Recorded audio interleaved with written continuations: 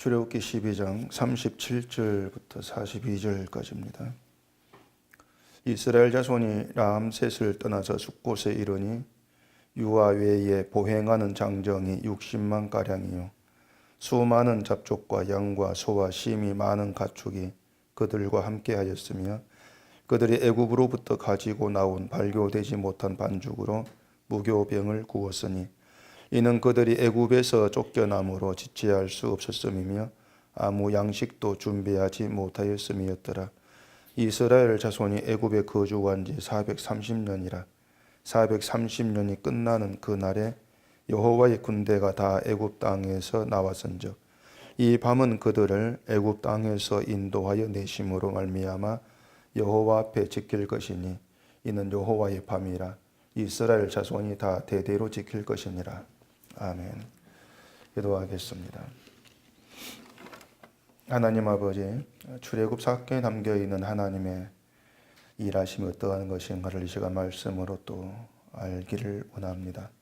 하나님께서 이스라엘을 인도하시는 그 일 속에서 우리가 어떠한 하나님을 알고 또 우리 삶에서 어떤 하나님을 만나야 될 것인가를 깨닫고 돌아가는 이 시간 되게 해 주시옵소서. 예수님 이름으로 기도합니다. 아멘. 이 성경이라고 하는 것은 근본적으로 하나님께 관심을 두지 않으면은 해석하고 이해하기가 아주 난감한 내용으로 되어 있습니다. 이건 뭐 난감한 정도가 아니고 아예 해석이 안 된다 그렇게 생각하는 것이 이제 맞을 겁니다. 물론 관심을 하나님께 두지 아니한다 할지라도 해석을 얼마든지 할 수가 있죠. 근데 그런 경우에는 결국 이 성경을 다 토막을 내 가지고 서로 연결시키지 않고 토막 낸 한 부분만 해석해 나가는 그런 방식으로 한다면은 하나님께 어떤 그 관심을 두지 않아야 해서 얼마든지 가능합니다. 또 지금의 성경 해석이 거의 이제 그런 식으로 되어 있다 이렇게도 얘기할 수가 있는데, 근데 그런 것은 이제 바른 성경 해석이 아니죠. 그러니까 하나님이 이제 누구시고 또 하나님의 뜻이 뭔가를 이제 바르게 알아갈 수 있는 그러한 해석은 아닌 것입니다. 그래서 우리가 성경 해석이 바르다 그 의미가 뭔가 하면은 결국은 이제 하나님이 어떠한 분인가를 우리가 좀 더 가깝게 알아간다 이렇게 이제 얘기가 되어지는 것인데, 근데 성경을 이제 어느 딱 토막을 내 가지고 한 부분만 가지고 해석을 이제 하려고 하는 것은 마치 그 장님이 코끼리를 한 부분만 만져보고 코끼리 전부를 이제 설명하려고 하는 것과 같다 이렇게 보시면 될 겁니다. 근데 우리가 성경을 볼 때에 이제 하나님께 관심을 두지 않고 보는 것, 그리고 관심을 두고 보는 것이 어떻게 왜 그렇게 달라질 수밖에 없는가?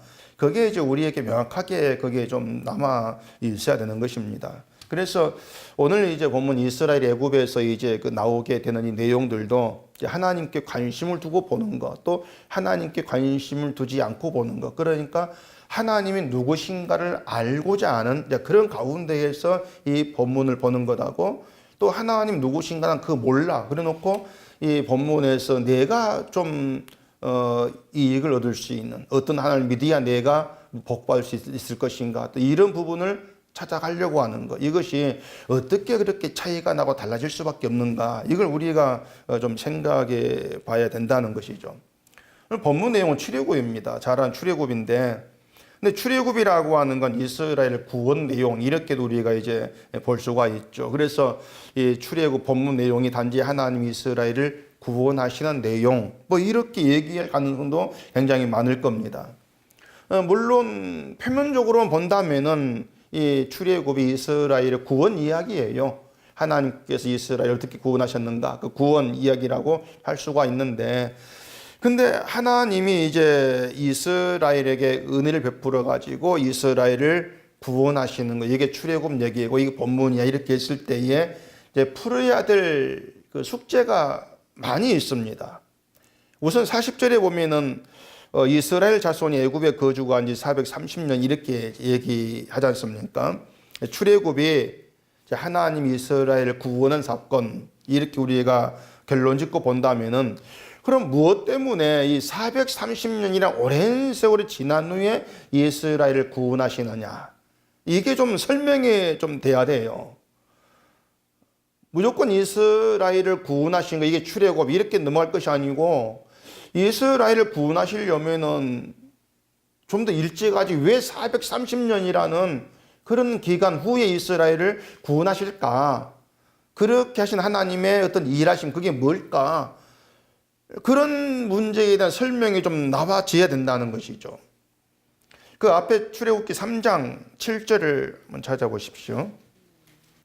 여호와께서 이루시되 내가 애굽에 있는데 백성의 고통을 분명히 보고 그들이 그들의 감독자로 말미암아 부르짖음을 듣고 그 근심을 알고 내가 내려가서 그들을 애굽인의 손에서 건져내고 그들을 그 땅에서 인도하여 아름답고 광대한 땅 젖과 꿀이 흐르는 땅 곧 가나안 족속, 헷 족속, 아모리 족속, 브리스 족속, 히비 족속, 여부수 족속의 지방에 데려가려 하노라. 자, 이것이 이제 하나님께서 모세를 부르시고 하신 말씀입니다. 모세를 보내서 하나님이 어떤 일을 하려고 하시느냐 그걸 알려주고 있는 내용이죠. 자, 거기 보면 하나님이 이스라엘의 부르짖음을 듣고 이스라엘을 애굽 땅에서 인도하여서 젖과 꿀이 흐르는 땅으로 인도하려고 모세를 보낸다. 이렇게 이제 말씀을 하고 있습니다. 이스라엘의 부르짖음 하나님이 들었다는 얘기죠. 야곱의 가족이 애굽으로 이주하자마자 애굽의 종으로 지낸 게 아니에요. 이 430년이라고 하는 것은 야곱의 가족이 애굽으로 가가지고 지낸 기간 전체를 얘기하는 것이고 애굽의 노예로 산 것은 요셉이 죽은 후에 약 400년 기간입니다. 다시 말해서 이스라엘의 노예가 애굽 노예가 되어서 고생한 지 400년이 되어서야 부르짖음을 듣고 모세를 하나님께서 보내셨다는 얘기예요. 400년이란 기간도 아주 긴 세월이죠. 그동안에 하나님은 이스라엘의 부르짖음에 침묵했다 그 뜻입니다. 400년간 침묵했다. 400년간 이스라엘이 기도를 하는데도 불구하고 하나님이 듣지를 않으시는 것 같은 그런 세월 이스라엘이 지낸 거예요. 그 400년을 개인의 삶으로 계산하면 우리가 80년 살았다 하면은 5명이 태어나가지고 죽는 기간입니다. 100년을 살았다 해도 4명이 태어나가지고 죽는 그런 기간 동안 하나님은 이스라엘의 부르짖음 듣고도 가만히 계셨다는 거예요. 그러다가 400년 되어서 그때 그걸 듣고 모세를 보내신다고 한단 말입니다. 이 말은 우리 개인으로 치면 내가 태어나가지고 순간부터 평생을 기도했는데 하나님은 침묵했다. 듣지를 아니했다. 그 뜻이 돼요. 또 하나의 기도를 두고 내가 죽을 때까지 기도하고 그 다음에 내 아들이 죽을 때 기도하고 그 다음에 손자가 또 그 다음에 증손자가 그래 기도했는데 그때 가서 몇백 년 지난 후에 하나님의 기도를 들었다. 뭐 이런 이제 의미가 되어진다는 얘기예요. 그럼 앞에서 기도한 사람은 뭐냐 그 말입니다.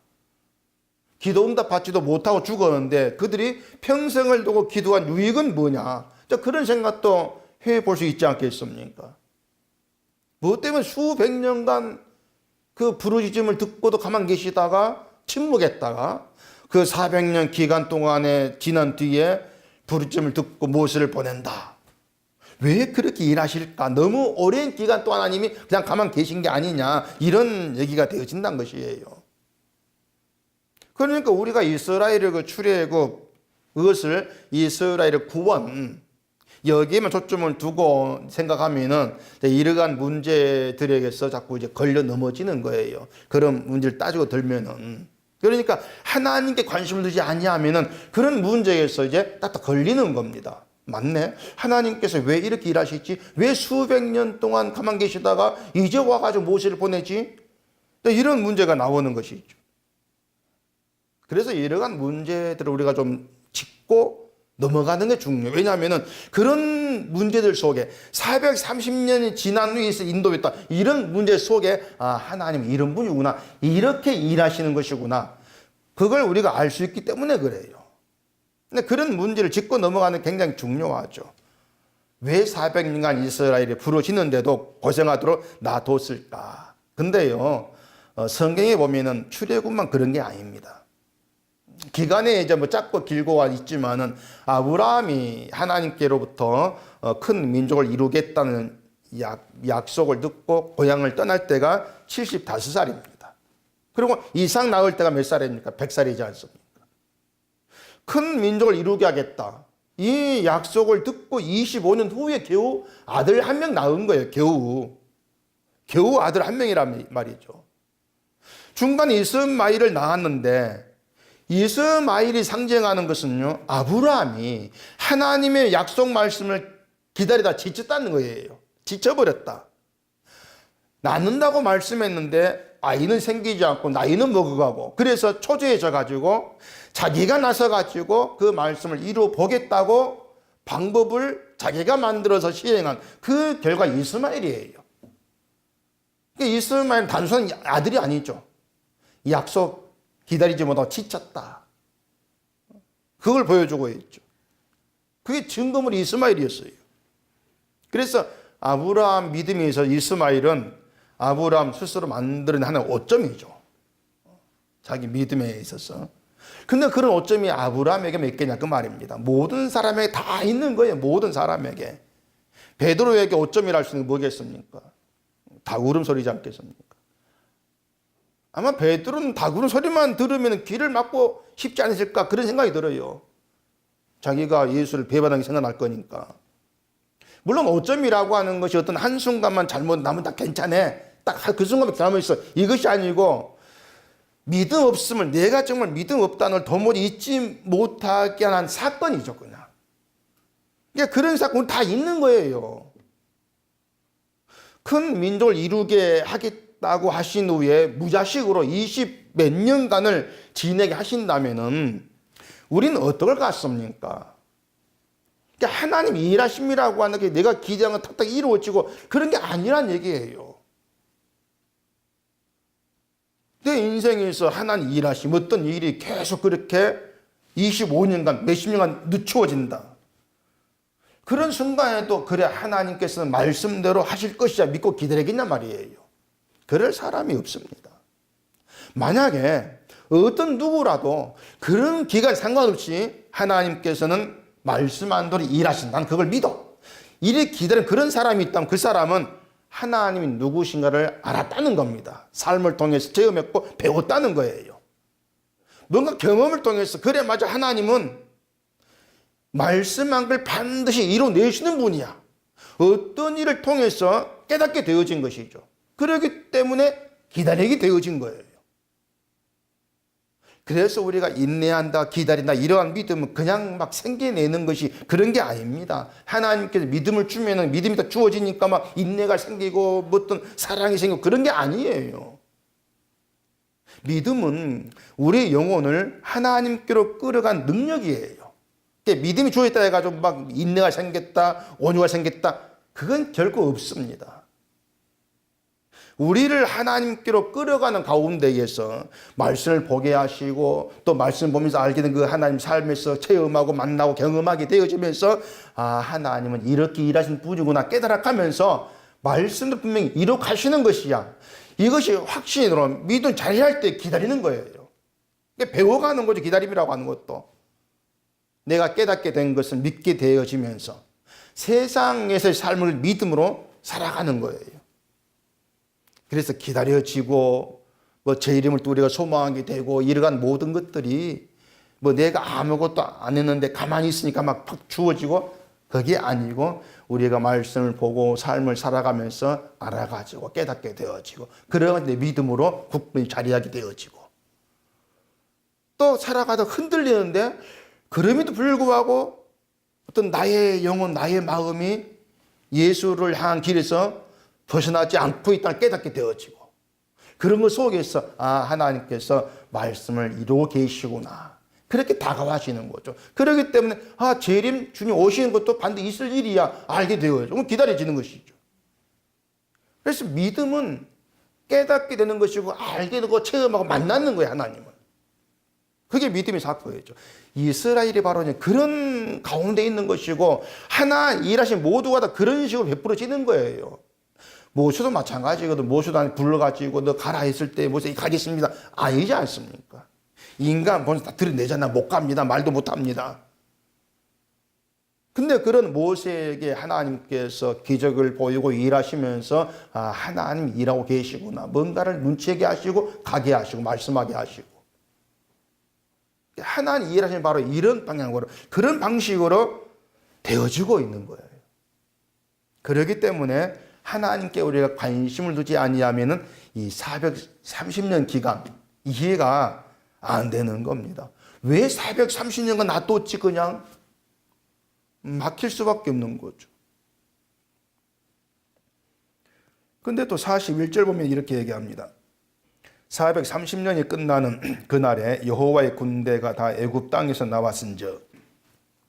자, 이스라엘을 여기에서 여호와의 군대라 이렇게 얘기해요. 이 말도 간단한 말이 아닙니다. 일단 이스라엘을 여호와의 군대라고 말하면은 싸움의 대상이 있어야 돼요.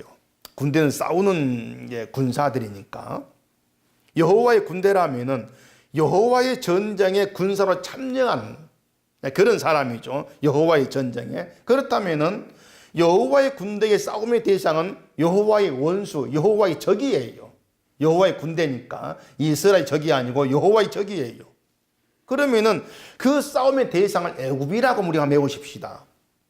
싸움의 대상이 애굽이라면은 애굽과 전쟁을 해가지고 이스라엘이 이기고 당당히 나와야만이 여호와의 군대답다 이렇게 할 수가 있는 거예요.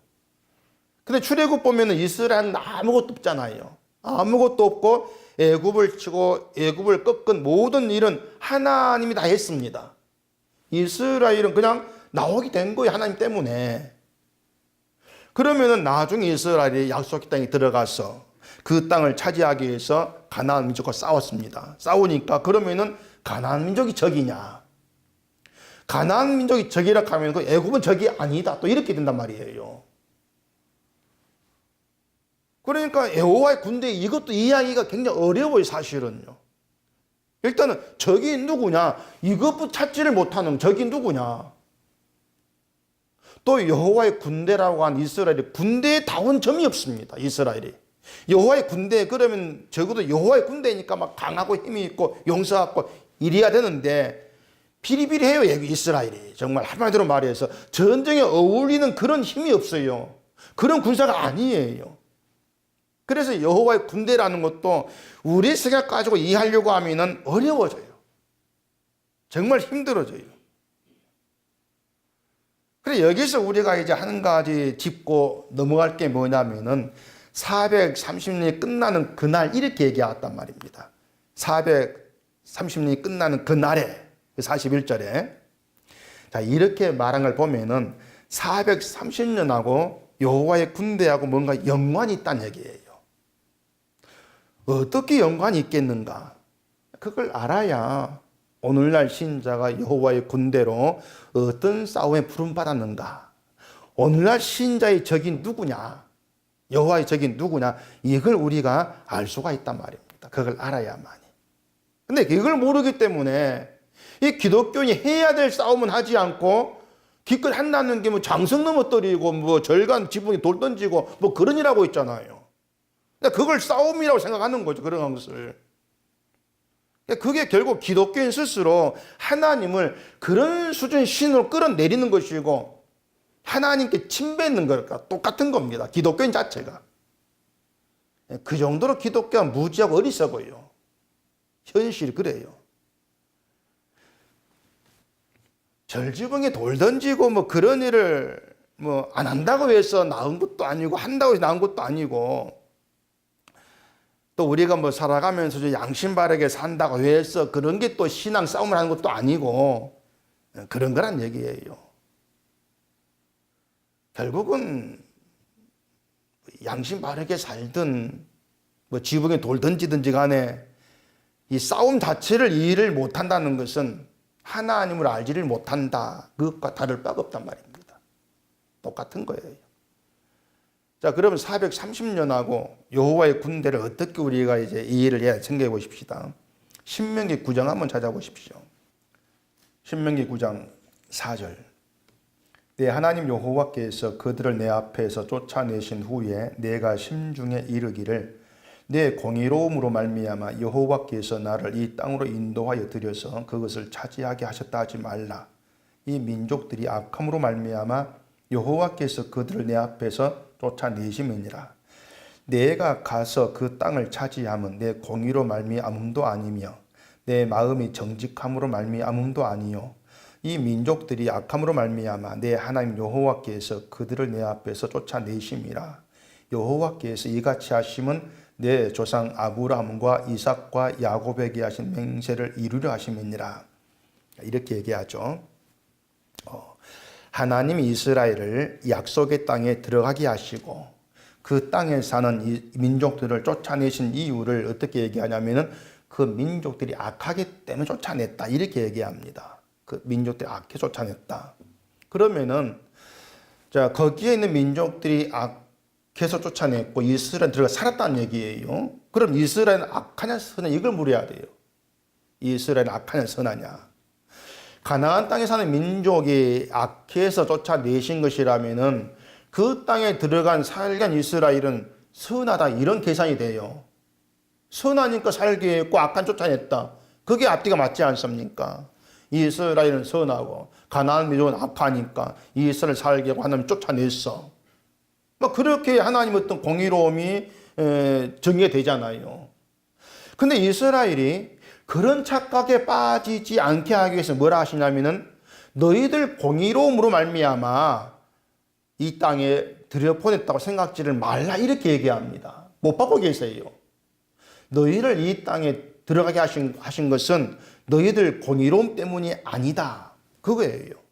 그러면 거듭 말씀하시는 것이 오로지 이 민족들이 악해서 쫓아낸 것이다, 이걸 거듭 말씀하시는 거예요.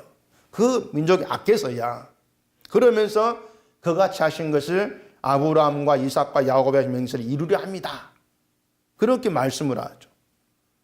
그리고 뒤에 그 신명기의 9장 6절에서 말하는 게 그러므로 내가 알 것은 내 하나님 여호와께서 내게 아름다운 땅을 기업으로 주신 것이 내 공의로 말미암음이 아니니라. 너는 목이 곧은 백성이니라.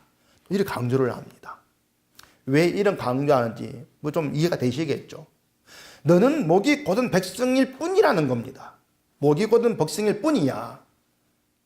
자, 목이 곧은 백성, 그러면 누가 생각이 납니까? 바로가 얼른 생각이 날 수가, 바로. 하나님 바로를 가리켜서 마음이 완악하다 계속 말씀했잖아요. 마음이 완악한 거나 목이 곧은 거 같은 말이에요. 나중에 이사야에서 보면은 이스라엘도 마음이 완악한, 이렇게 표현됐거든요. 자, 지금 하나님 말씀에서 강조되고 있는 것이 뭔가 하면 이스라엘 너희는 목이 곧은 백성, 그겁니다. 그걸 강조하십니다. 뭐 이건 애굽에 내린 재앙을 제가 계속 말씀드린 것인데, 이스라엘이 애굽의 재앙에서 구별된 것이 그들이 의로워서가 아니라겠잖아요. 의롭기 때문이 아니냐. 너희 똑같이 애굽과 똑같이 완악한 자들이야. 그걸 제가 계속 말씀드렸잖아요. 자, 그렇게 보면은 430년 기간이 뭔가 하면은 이스라엘이 애굽에 완전 동화되어 가지고 애굽과 똑같은 인간으로 되어진 기간이에요. 완전 동화되어 버린 기간. 그러니까 하나님 이스라엘에게 너는 목이 곧다, 이렇게 말씀하고 있는데, 하나님께서 목이 곧다고 말씀한다고 해서 순순히 인정할 인간이 아닙니다. 사람들은 늘 사람 난 괜찮게 사는데 이렇게 자꾸 자기를 뻗대고 자부해요. 근데 430년 기간 동안 이스라엘이 애굽에 완전 동화되면서 애굽과 똑같아진 거예요. 그들 우상을 섬기면서 말이죠. 그러니까 이 430년 후에 애굽에서 나오는 과정들을 보면은 이스라엘이 자기들이 의롭다고 할 만한 게 전혀 없는 겁니다. 고생한 것 때문에 모세 원망하고 말씀도 안 듣고 막 그게 다 나왔지 않습니까?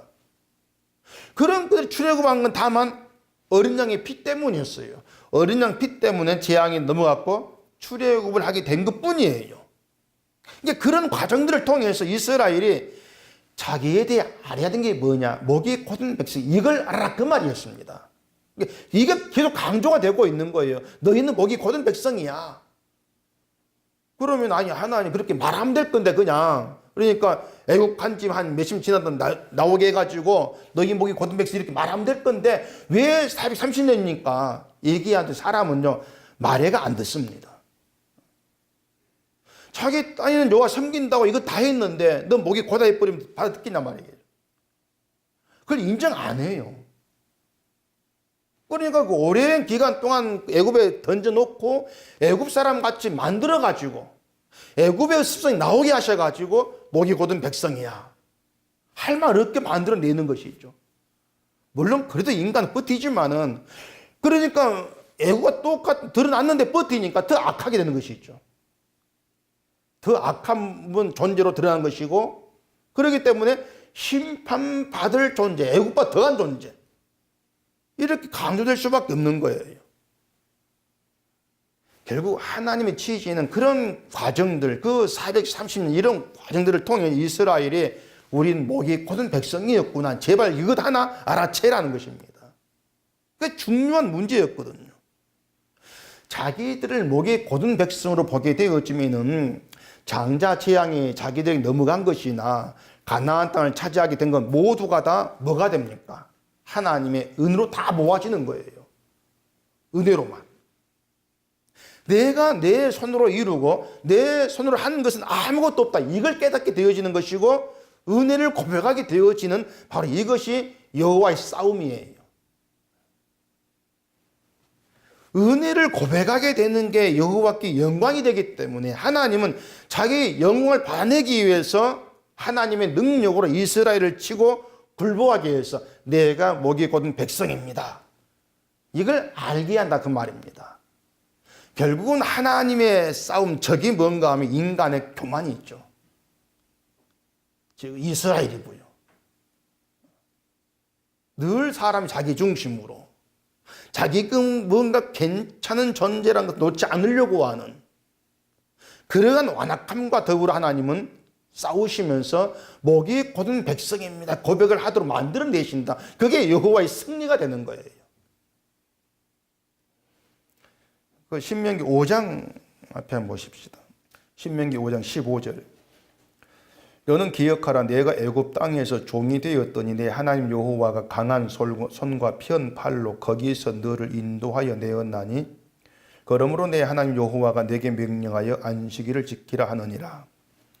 자, 하나님 여호와가 강한 손과 편 팔로 이스라엘을 애굽 땅에서 인도해 내었다. 이렇게 얘기를 합니다.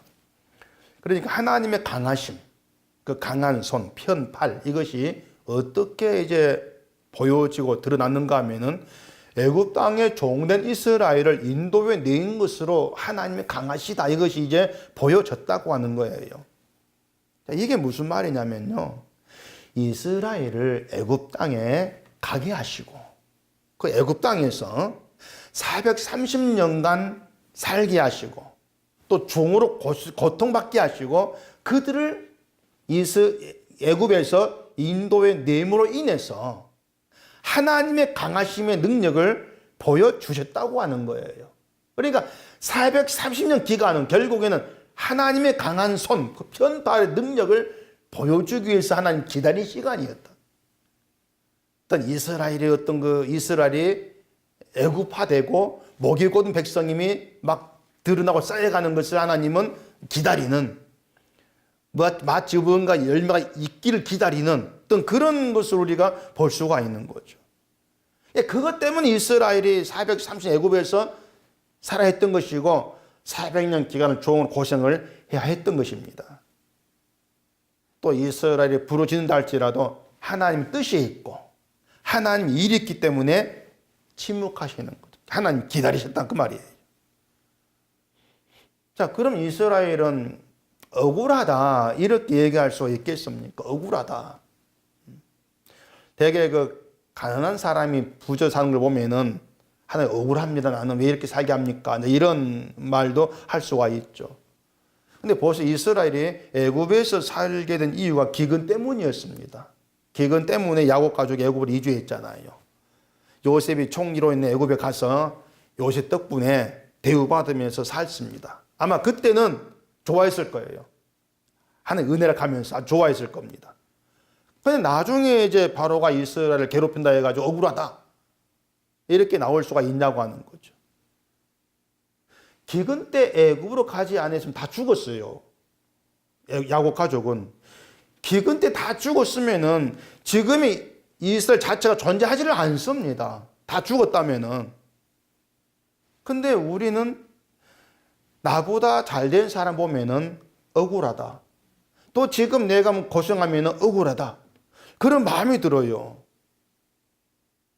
앞에서 잘 살 때는, 평안할 때는 기분 좋아하면서 나중에 잘못돼 억울합니다. 그런 입장이 아니란 얘기죠, 우리는.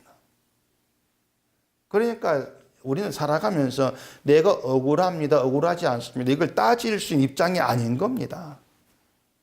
하나님이 나를 저 사람처럼 잘 되게 해야 될 이유가 내게 있는가? 이걸 생각하면요, 우리는 할 말이 없어지게 되어 있습니다. 모든 사람이 다 그렇습니다.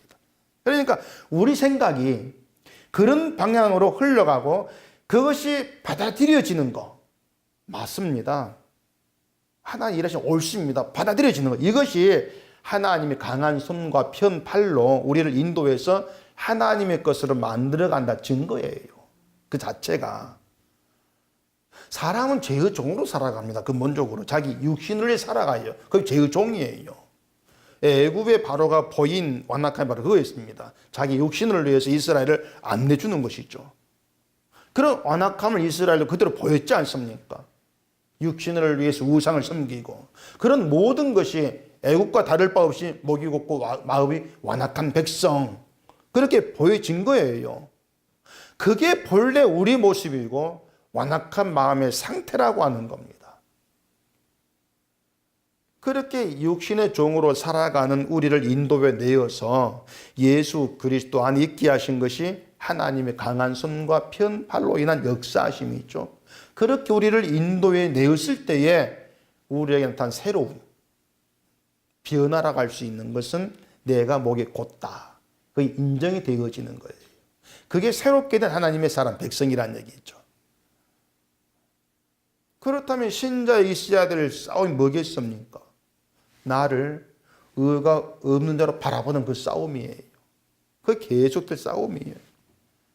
내가 무슨 노력을 하고 선을 행했다 할지라도 나에겐 의가 없습니다.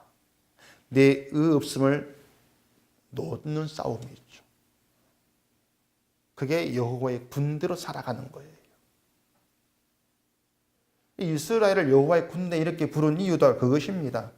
이스라엘이 싸워야 되는 것은 애굽도 가나안 민족도 아니고 자신들이 의가 없는 자임을 알고 의 없는 자로 하나님께 나오는 그 싸움이에요.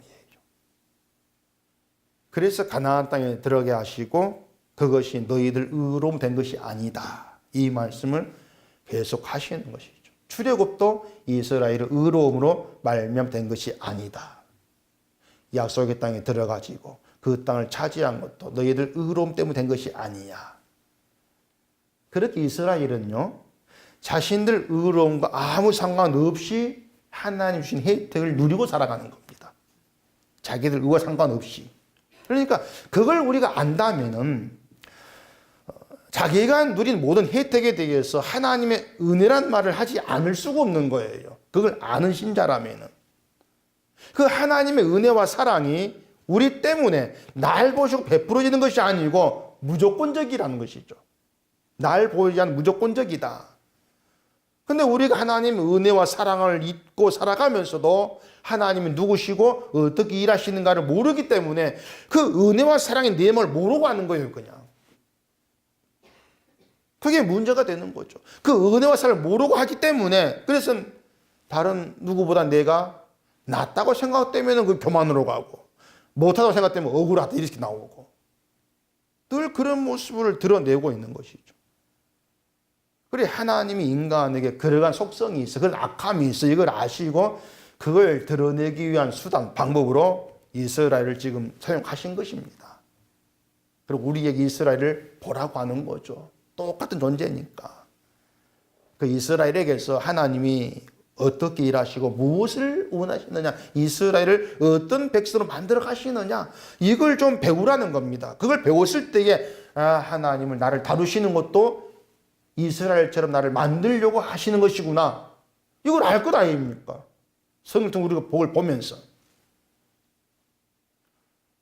그런 우리가 다 따지고 오면은 우리는 늘 그래요. 하나님께 베푸신 은혜와 사랑 안에 살고 있습니다. 그게 우리 현실이고, 그리고 모든 은혜와 사랑 우리에게 잘한 것이 있어가지고 그 대가로 베풀어지는 것이 아니고 하나님의 은혜와 사랑이 목이 곧은 백성이 우리를 찾아오셨다. 우리는 그걸 늘 분명히 알고 있어야 되겠죠. 그렇게 날마다 은혜와 사랑이 찾아오고 은혜와 사랑 안에 우리가 붙들려 살아가고 있는 것이 우리 현실이고, 이걸 모르는 사람들이 하는 말이 내 쪽에서 잘한 것이 있어야 은혜와 사랑을 받지 이렇게 나온단 말입니다. 그걸 모르는 사람들이. 그게 이스라엘이었죠. 하나님 이스라엘을 출애굽하게 하시고 율법 주신 이유, 그것도 거기에 있는 거예요. 너희는 목이 곧은 백성이 늘 알라 율법 주신 거예요.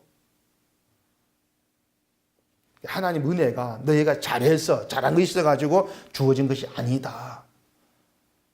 제발 그걸 좀 놓치지 말고 좀 그걸 깨달으라고 율법을 던져주신 것이죠. 그러니까 우리가 신자됨, 하나님 백성으로 살아감에 있어서 중요한 것은 내가 목이 곧은 백성임을 안다는 것. 그걸 아는 것 속에서 하나님이 우리에게 뭘 자꾸 드러내게 하고 계시는가, 드러내려고 하시는가, 이걸 우리가 아는 것이. 그랬을 때 우리가 엉뚱한 짓을 안 하죠. 내가 만들어낸 내 걸 가지고 뭘 받아보겠습니다, 이러한 짓거리를 할 수가 없는 것이죠. 근데 그런 하나님의 취지, 하나님의 생각, 이걸 모르니까 자꾸 율법 이용하고 뭘 이용해서 은혜와 사랑이 자기들에게 막 주어지게 하려고 그렇게 예를 쓰는, 우상을 섬기는 그런 길로 가게 되버릴 수밖에 없는 거예요. 그런 것들이 우리에게 뭘 말해주냐면, 하나님이 우리에게 계속 싸웁니다. 계속 싸우시는 것이 뭐냐면은, 날 위해서 내 중심으로 살려고 하는 우리 본성을 드러내면서 넌 목이 곧은 백성이야 알라, 자꾸 이렇게 싸우시는 거예요. 바로 이것이 우리가 성령서 만나게 된 하나님입니다. 복을 주고 하는 그런 것과는 정말 전혀 다른 하나님이죠. 그래서 신자는요, 하나님을 잘 믿자 이렇게 할 것이 아니고 하나님이 누구신가를 알자 이렇게 돼야 되겠죠. 그게 호세아의 말이었어요. 하나님을 알자. 얘기한 대로 430년이 지나서 애굽에서 나가게 된 이스라엘 입장에 보면은 억울하다, 왜 이렇게 늦게 끄집어냅니까 할 수 있겠죠. 좀 더 일찍 하면 안 됩니까? 그런 불만이 있을 수가 있죠. 그런 게 우리의 습성이고, 우리가 매일 하는 불만, 뭐 그렇게도 얘기할 수 있을 겁니다. 430년이 이스라엘이 생각할 때는 억울한 기간이고 헛된 기간일 수가 있어요. 근데 하나님의 일하심에 속게 되어지면은 이스라엘도 애국과 똑같은 저주의 존재를 보게 한 배려입니다. 하나님의 배려예요. 너도 목이 곧은 백성이야. 이걸 보게 한 배려죠. 그렇게 해서 하나님의 은혜와 사랑이 베풀어진 경로가, 원인이 우리에게 있는 것이 아니고 예수께 있다. 이걸 알아가게 하시는 겁니다. 그렇게 해서 예수 그리스도 안에 있다는 것이 정말 성경 말씀대로 피난처 안에 있는 것이고, 그것이 나에게 얼마나 복된 것으로 주어져 있느냐. 나 같은 목이 곧은 백성을 예수 안에 있게 하신 이것이 하나님의 사랑의 은혜였다. 이걸 알게 되었을 때에 억울한 게 다 사라지는 것이죠.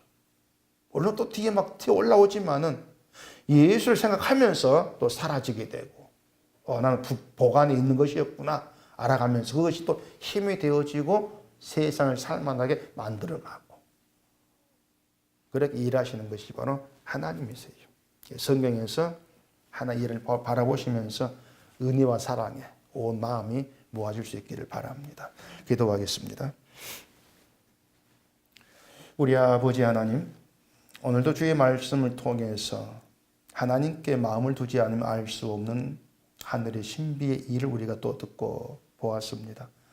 우리의 삶에서 늘 내 중심, 내 입장이 생각하기 때문에 하나님의 그 뜻을 놓칠 때가 많이 있는데, 이스라엘의 출애굽 그 일을 보면서 그 일 안에 담긴 하나님의 그 사랑과 은혜가 무엇인가를 깨달아 알아가게 하시고, 오늘 목이 곧은 백성 나 같은 자가 예수 안에 있는 것 자체가 은혜고 사랑임을 깊이 알고 또 믿게 하셔서 날마다의 삶이 주를 향한 감사로 나와줄 수 있도록 도와주시옵소서.